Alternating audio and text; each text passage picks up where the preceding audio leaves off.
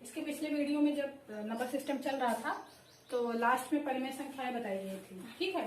तो कुछ होमवर्क दिया गया था, होमवर्क पर ध्यान देते हैं, है ना। तो पहला इसमें क्या करना था, करना ये था कि जो भी नंबर्स दिए हुए हैं उनको देख करके आपको ये पता लगाना था कि वो सबके सब परिमेय संख्याएं हैं या नहीं है, ठीक। परिमेय संख्या है कि नहीं है, देखते हैं। पहला क्वेश्चन जो है 8060 ये परिमेय संख्या है, तो इसको कह देंगे कि हाँ ये परिमेय संख्या है, क्योंकि अपॉन में 1 लिख दिए, अंश बटे हर के रूप में भी हो गया, अंश और हर दोनों के दोनों पूर्णांक भी हो गए, हर जो है वो 0 के इक्वल नहीं है, तो ये है परिमेय संख्या। ऐसे इस पे चलते हैं।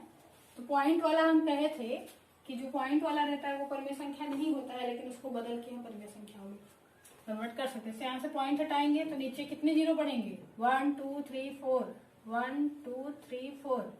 यहाँ का पॉइंट हटाएंगे तो ऊपर 1 2 0 बढ़ेंगे, ठीक है। तो अब क्या है, यहाँ से भी पॉइंट हट गया, यहाँ से भी पॉइंट हट गया। अब यहाँ एक परिमेय संख्या है क्योंकि ऊपर भी पूर्णांक है नीचे भी पूर्णांक है, तो ये परिमेय संख्या हो गया। अगला देखते हैं √8। √8 जो है परिमेय संख्या नहीं है, क्योंकि √8 जो है 8 का स्क्वायर रूट नहीं निकल पाता है, ठीक है, तो ये नहीं है। ऐसे ये भी देखेंगे तो इसको भी हमें चेक करना होगा कि ये है कि नहीं है। देख लेते हैं स्क्वायर रूट निकाल करके, 9076, ठीक है। तो देखेंगे तो इसका भी नहीं होगा,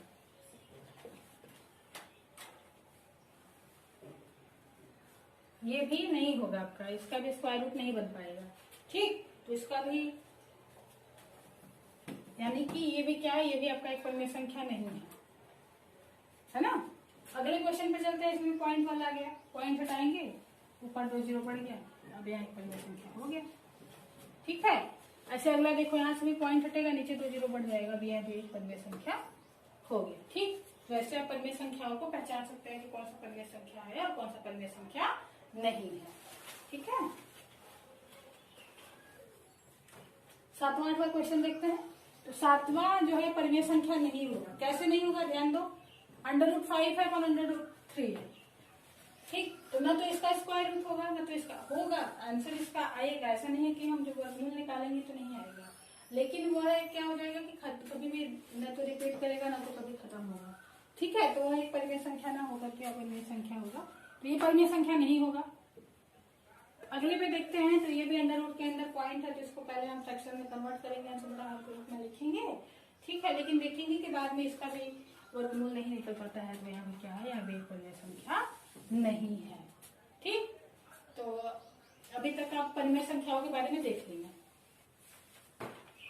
तो परिमेय संख्याएं तो हो गई। अब इसी के साथ आगे चलते हैं। तो अपरिमेय संख्याएं, इनको भी जानना बहुत जरूरी है, क्योंकि जब हम संख्याओं की बात करते हैं तो सभी संख्याओं को देख ही लेते हैं, ठीक है। वैसे ये सिलेबस में है नहीं क्लास 9th के, तो परिमेय संख्याएं ही है पहला चैप्टर जो है, फिर भी देख लेते हैं क्या होता है। तो अपरिमेय संख्या और परिमेय संख्याओं में अंतर क्या होता है, ध्यान से देखिएगा। परिमेय संख्याओं में जो पहली शर्त रखी जाती है वो ये होती है कि कोई भी नंबर है उसको आप अंश बटे हर के रूप में लिख पाए, है ना, अंश बटे हर के रूप में लिख पाए। और फिर होता है ये कि दूसरा जो शर्त होता है उसमें ये होता है कि अंश और हर दोनों के दोनों पूर्णांक होने चाहिए, ठीक। और हर जो है वो कभी भी शून्य नहीं होना चाहिए। तो हर तो कभी भी शून्य नहीं होना चाहिए, सभी संख्याओं के लिए सही होता है, क्योंकि अगर हर शून्य हो जाएगा तो वह संख्या अपरिभाषित हो जाएगी, ठीक है, अनडिफाइंड हो जाएगी। तो अब यहाँ पे कैसे देखेंगे कि यहाँ पे क्या हो रहा है। तो फिर परिमेय संख्याओं में एक और चीज होता है कि परिमेय संख्याओं को जब लिखा जाता है, जैसे भिन्न के रूप में लिख दिया गया है ना, 22/7 ही मान लो लिख रहे हैं। अभी देखो पाई का मान जब हम यूज करते हैं कहीं के दशमलव के 2 स्थानों के लिए तो 22/7 लिखते हैं, ठीक है, लेकिन वो सिर्फ दशमलव के 2 स्थानों तक ही सही होता है।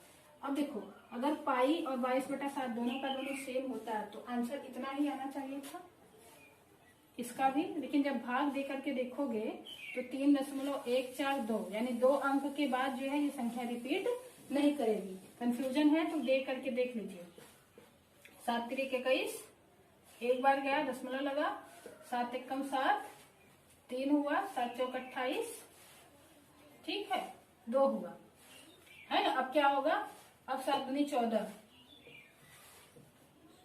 देखिए यहीं से ही ये संख्या क्या हो गई, अलग हो गई, ठीक, अलग हो गई ना। अब देखो क्या होता है कि जो परिमेय संख्याएं होती हैं वो हमेशा रिपीट करती हैं, है ना, यानी कि उनकी पुनरावृत्ति होती है। और वो खत्म भी हो जाती हैं।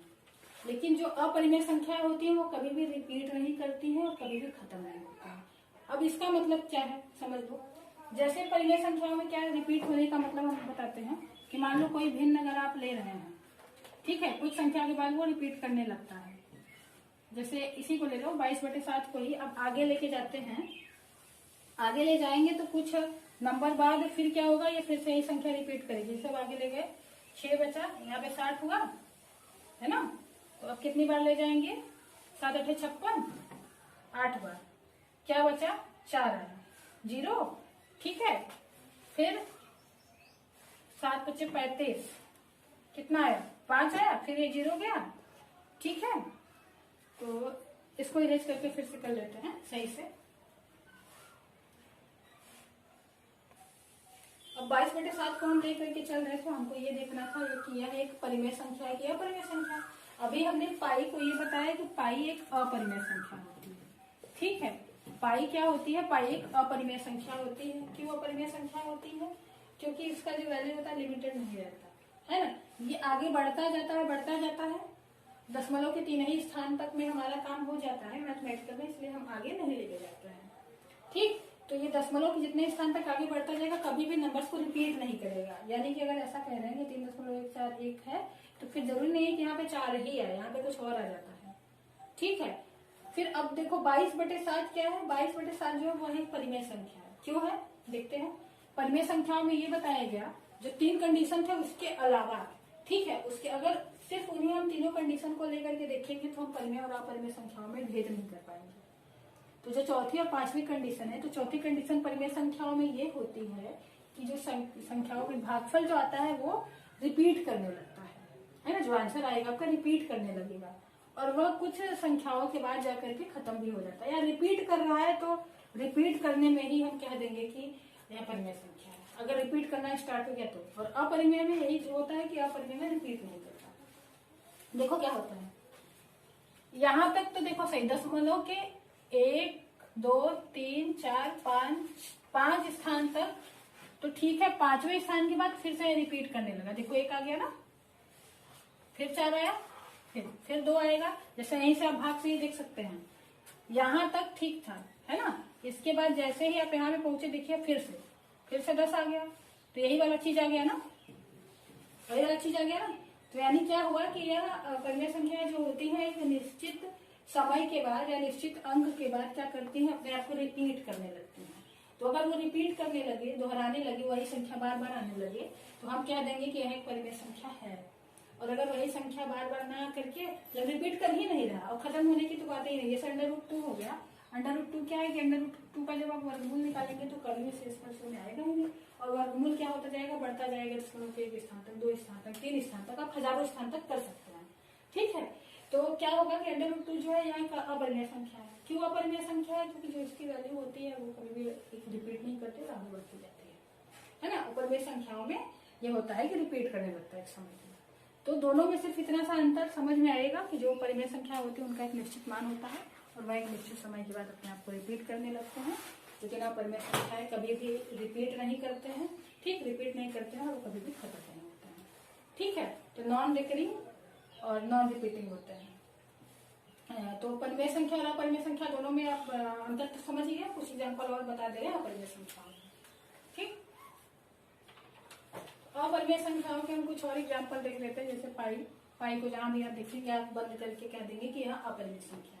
अब इसमें मान निकालने की आपको जरूरत नहीं है। देखो मान निकालने के लिए क्यों नहीं जरूरत है, क्योंकि पाई का मान तो कभी कभी 22/7 होता है, 22/7 रखते हैं दशमलव के 2 स्थानों तक, 3 स्थानों तक पाई का मान हम दूसरा रख देते हैं।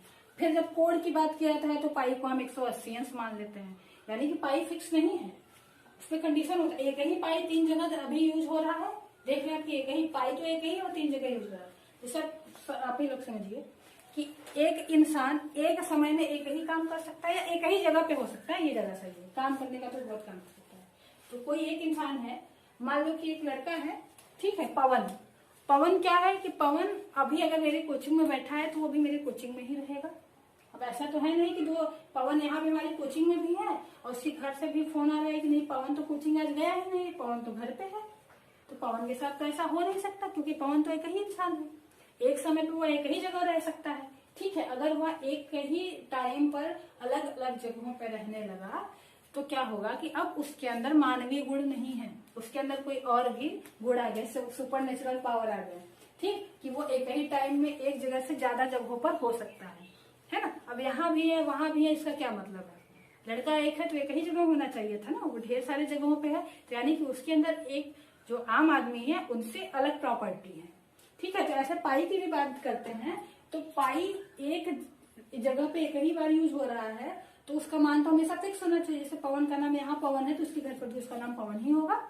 यहाँ पवन गोरा है तो अपने घर पर भी गोरा होगा। ऐसा तो है नहीं कि यहाँ पे गोरा है अपने घर पहुंचते ही काला हो गया, है नहीं। तो यानी कि उसके गुण कभी बदलने नहीं चाहिए, हमेशा एक जैसे होने चाहिए। लेकिन यहाँ पे क्या है कि पाई का जो गुण है वो बदल रहा है। पाई अगर दूसरी जगह यूज हो रहा है तो दूसरे तरीके से हो जा रहा है, दूसरी जगह यूज हो रहा है दूसरे तरीके से। दशमलव के 2 स्थानों तक 22/7 हम लेते हैं, दशमलव के 3 स्थानों तक जाते हैं तो 3.141 कर देते हैं, जो पाई का एक्चुअल मान होता है। वही जब कोण की मान करते हैं, एंगल की मान करते हैं तो 180 डिग्री लगते हैं। यानी पाई एक, काम कितने हैं?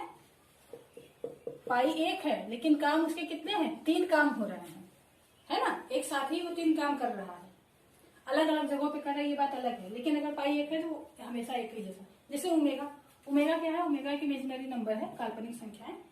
तो काल्पनिक संख्याओं के बारे में भी अभी हम थोड़ा सा डिस्कस करेंगे। ठीक है, तो ओमेगा भी क्या है? अलग अलग जगहों पे अलग अलग मान बताता है। जैसे ओमेगा का एक पावर के लिए कुछ और मान होता है, ओमेगा स्क्वायर हो गया तो उसका मान कुछ और हो गया, ओमेगा क्यूब हो गया तो उसका मान कुछ और हो जा रहा है।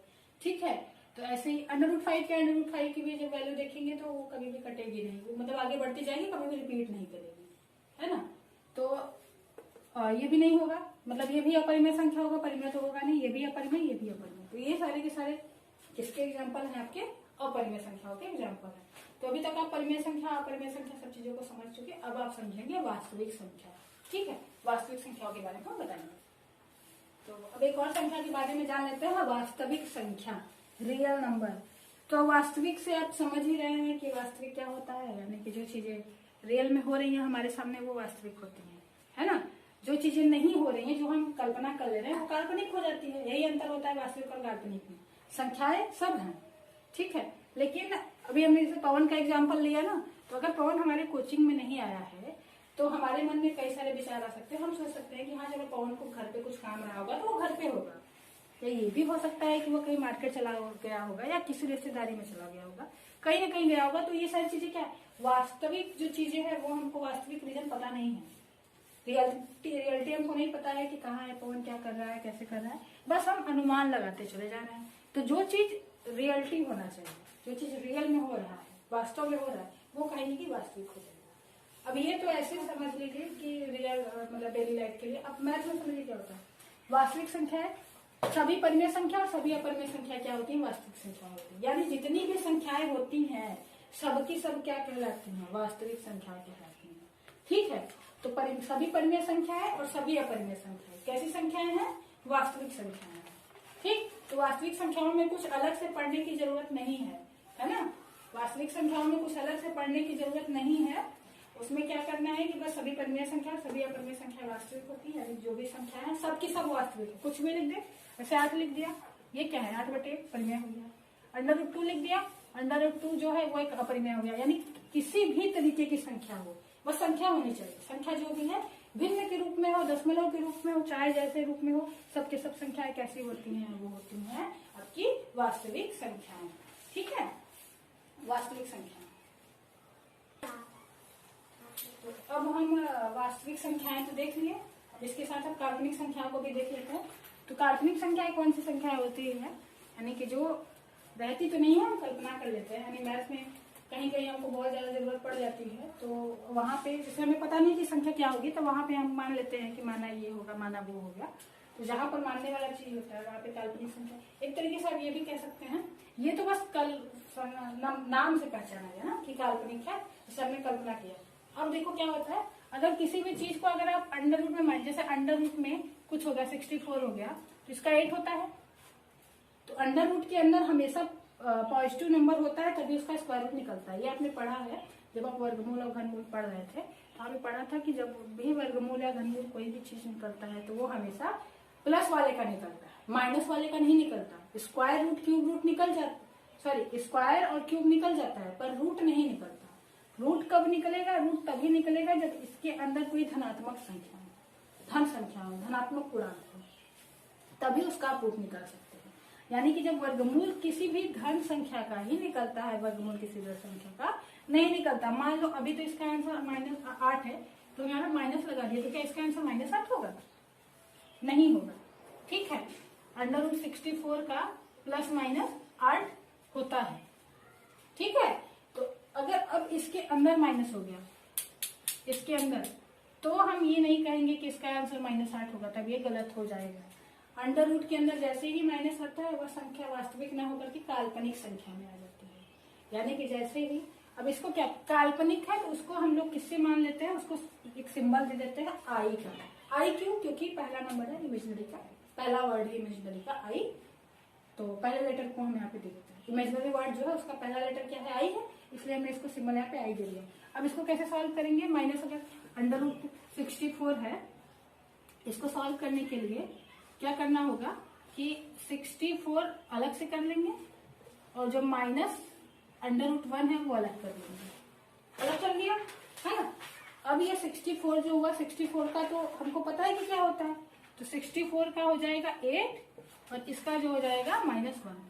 अब √-1 को का मान जो होता है वो होता है आई, यानी कि आई का मान जो होता है वो -√1 होता है। ठीक है, तो आई का मान क्या होता है? √-1। इमेजिनरी नंबर कहाँ पे कैसे पहचानना है? हमको यहाँ पे डेफिनेशन तो लिखना नहीं है, सिर्फ हमें पहचानना है कि कौन सी संख्या है। ठीक है, तो अब इमेजिनरी नंबर कैसे जानेंगे? कहीं भी अगर अंडर रूट में माइनस साइन लगा हुआ है तो ऑफकोर्स नंबर हो जाएगा, इमेजिनरी नंबर हो जाएगा। बिना कुछ सोचे समझे हम टिक करके चले आएंगे कि इमेजिनरी नंबर वो है, यानी काल्पनिक संख्या है। तो काल्पनिक संख्या का मतलब क्या? अंडर रूट में माइनस है। अंडर रूट में जैसे ही माइनस हुआ वह क्या हो गई? काल्पनिक संख्या हो गई। तो लगभग सभी संख्याएं खत्म हो गई। अब एक और संख्या जो बची है सम्मिश्र संख्याएं, उनके बारे में भी अब थोड़ा सा बता देते हैं। ठीक है, अब अगला हेडिंग है सम्मिश्र संख्याएं। अब ये लास्ट बचा हुआ है सम्मिश्र संख्याएं, इसको देख लीजिए, उसके बाद हम एक चार्ट बना देंगे, आप लोग उसको बना लीजिएगा अपनी कॉपी पे। ठीक है, वो बहुत जरूरी है। अगर उसको बनाए रहेंगे तो फिर इतना नहीं, वहां से आप उसको भी देख करके आराम से कर सकते हैं कौन सी संख्या होगी। देखो सम्मिश्र संख्याएं क्या होती हैं। अब सम्मिश्र संख्याएं जो है वो क्या है कि वास्तविक संख्या और काल्पनिक संख्या को अगर हम जोड़ देते हैं तो हमारा क्या जाता है? सम्मिश्र संख्या है, कॉम्प्लेक्स नंबर, है ना। तो बोलते नहीं है कि ये बहुत ही कॉम्प्लिकेटेड है। कॉम्प्लिकेटेड का मतलब कि जो सरल नहीं है ना। तो कॉम्प्लेक्स यानी कि जो सरल नहीं है, कॉम्प्लेक्स यानी जो सिर्फ वास्तविक संख्या नहीं है, वास्तविक संख्याओं के साथ कुछ और भी है उसमें। तो वास्तविक संख्या प्लस काल्पनिक संख्या अगर कर देते हैं तो हमारी सम्मिश्र संख्या आ जाती है। सम्मिश्र, मिश्रित से समझ लो तो मिला जुला रूप होना चाहिए था। किसका मिला जुला रूप है? वास्तविक संख्या और काल्पनिक संख्या का। तो कॉम्प्लेक्स को सी से डिनोट कर रहे हैं, वास्तविक को आर से, क्योंकि रियल का पहला लेटर, काल्पनिक का इमेजिनरी उसका पहला लेटर आई। अब हम इसी फार्मूले पे कोई एक एग्जांपल लेते हैं। मान लेते हैं यहाँ पर कोई लेते हैं रियल नंबर 7 है और यहाँ पे आई ले रहे हैं, तो 7 प्लस आई जो होगा क्या होगा? वो आपके कॉम्प्लेक्स नंबर के बराबर होगा। तो सम्मिश्र संख्या में क्या होती है? वास्तविक संख्या और काल्पनिक संख्या को जोड़ देते हैं तो कौन सी संख्या हो जाती है? सम्मिश्र संख्याएं हो जाती है। ठीक, अब एक चीज और पूछा जाता है कि क्या सभी वास्तविक संख्याएं सम्मिश्र संख्याएं होती हैं, या फिर ये कह दिया जाए कि सभी संख्याएं सम्मिश्र संख्याएं होती हैं? तो इसका उत्तर होगा यस, हाँ होती हैं। कोई भी संख्या सम्मिश्र संख्या होगी। कैसे होगी? मान लो 8 हमने लिख दिया, 8, अब 8 देख करके बच्चे कहेंगे कि यह एक रियल नंबर है।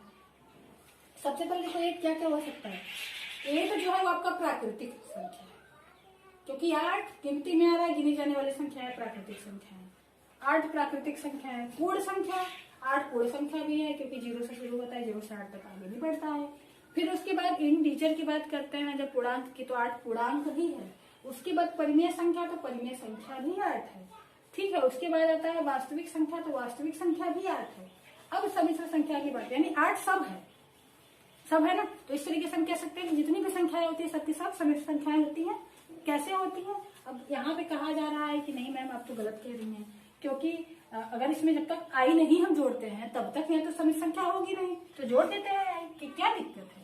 आई जोड़ते हैं लेकिन आई के साथ गुणा कर देते हैं जीरो का गुणा कर देते हैं। जब जीरो का गुणा कर देंगे तो जीरो में आई का गुणा होगा तो जीरो ही होगा, फिर से 8 आ जाएगा, 8 में जीरो को जोड़ोगे, यानी कि कोई भी इफेक्ट नहीं पड़ेगा। तो जितने भी नंबर हैं XYZ, जितने भी नंबर हैं 1 से लेकर 100 तक, 1000 तक, लाख तक, जितने भी नंबर, सबके सब कैसे नंबर्स होते हैं, कॉम्प्लेक्स नंबर होते हैं। तो समय से संख्याएं क्या होती है, सभी जितनी भी नंबर्स होती है सबके सब नंबर्स जो है आपकी वो समय से संख्याएं कहलाते हैं। ठीक है, अब मान लो कि ऐसा आ जाता है, एग्जाम्पल एक दे देती हूँ आप लोगों को। ठीक है, एग्जाम्पल, अब कुछ एग्जाम्पल है आपके सामने, इन्हें बताना है कि क्या ये संख्याएं समय संख्याएं है कि नहीं है। तो ये तो आसानी से पहचान ही सकते हैं, जहां पर भी आई आता है समय संख्या यानी कि वास्तविक संख्या और काल्पनिक संख्याओं को जोड़ दिया तो समय संख्या होगी। तो यहाँ एक समय संख्या है, यहाँ भी है, यहाँ भी है। अब ये है कि नहीं है, बताइए आप लोग। तो ये है, क्योंकि प्लस जीरो आई हम यहाँ पे कर सकते हैं, तो यहाँ एक समय संख्या है। तो इस तरीके से ये कह सकते हैं कि जितनी भी संख्याएं होती है सबकी सब संख्या कैसी होती है, समय संख्या होती है ना। तो और जितने भी संख्या होते हैं सबके सब वास्तविक होते हैं, सबके सब समय संख्या होते हैं। ठीक है, तो ये चार्ट अपनी कॉपी में बना लीजिएगा, बहुत ही आसान है। देखो क्या है, अब देखो जब भी आप नीचे से ऊपर की तरफ जाएंगे तो सब सही होगा। यानी प्राकृतिक संख्याएं, पूर्ण संख्या और पूर्णांक, ये सब क्या कहलाती है, परिमेय संख्या कहलाती हैं। जितनी भी प्राकृतिक संख्याएं होंगी, जितनी भी पूर्ण संख्या होंगी, जितने भी पूर्णांक होंगे, सबके सब कैसे होंगी, परिमेय होंगे। ठीक है, अब अपरिमेय की यहाँ पे बात नहीं किया गया। अब वास्तविक की बात किया जाएगा तो सभी परिमेय और अपरिमेय संख्या कैसे होगी, वास्तविक होंगी। सिर्फ संख्या की बात करें तो संख्या में आपकी वास्तविक संख्या, काल्पनिक संख्या और ये सभी संख्याएं आती हैं। अब सभी संख्या तो देख ही चुके हैं कि काल्पनिक संख्या और वास्तविक संख्या को जोड़ देते हैं तो वहाँ पे सभी संख्या आ जाता है। तो इस तरीके से आज आपका यहाँ पे ये चैप्टर खत्म हो गया। नंबर सिस्टम का अभी सिर्फ कॉन्सेप्ट खत्म हुआ है, जिसपे क्वेश्चंस बाकी हैं। तो अब सिलेबस में क्योंकि है नहीं तो इसको आगे नहीं कराया जाएगा। तो अब आपको सिर्फ परिमेय संख्याएं पढ़ाई जाएंगी जो आपके चैप्टर में है। पहला लेसन है यही है कि जिस समय परिमेय संख्या। तो अब परिमेय संख्याओं के कुछ क्वेश्चंस देखे जाएंगे, वो सब हम देखेंगे अगले वीडियो में। तो आप कमेंट करके जरूर हमें बताइएगा कि वीडियो आपको कैसा लगा। ठीक है, वीडियो कैसा लगा, और जो भी यहाँ पे कमी होगी उसके लिए भी आप कमेंट करिएगा, तो उसको सुधारने की कोशिश की जाएगी। ठीक है।